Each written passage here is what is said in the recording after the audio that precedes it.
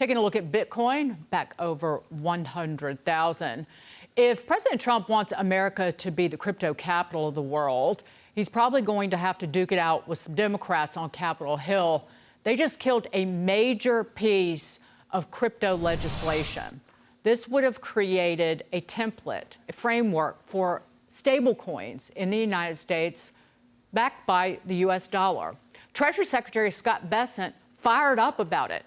He blasted the move, this move the Democrats pulled, calling it a missed opportunity. Quote, "The world is watching while American lawmakers twiddle their thumbs."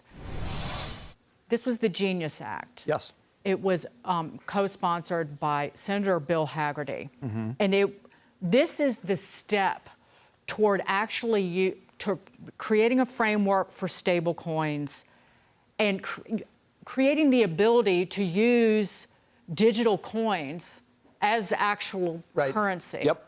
And they sandbagged it in part to go after President Trump. Well, so yes, exactly. So this came out of the Senate Banking Committee with support of 5 Democrats. Right. This should have been a done deal. There's no problem, right? So what you had was a bipartisan piece of legislation that was going to make the crypto space very happy, that was going to push the space toward being a means of exchange, not just a store of value, all the good things. Even Democrats could see that.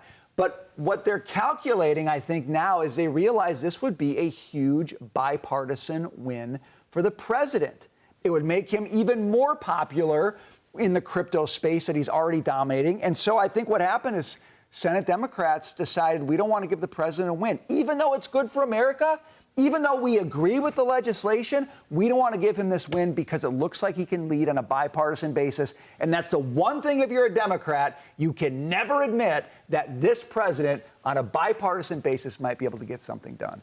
This is not a digital dollar issued by, say, the Federal Reserve, where the government would potentially be able to track all of your movement, the movement of your money, Caroline. But all of the complaints from the Democrats are the usual laughable accusations toward big tech, toward President Trump. You name it, they find something to whinge about. And I agree with Brian. I believe they didn't want to hand him a victory. That'd be very popular with the public. I remember on the campaign trail when Trump came to Manhattan and he had a very informal gathering at the Bitcoin bar in New York City. Right. And all my friends, all of Gen Z was at that bar because we're all in crypto. Decentralized finance is a very liberating idea for a demographic that's just getting started in personal finance, and they like the idea of it being more independent from government. Of course, there are drawbacks to that because there's less oversight, but you have to wonder, why are Democrats doing this? I mean, do they just want to be tribalistic? And they don't want him to have the win.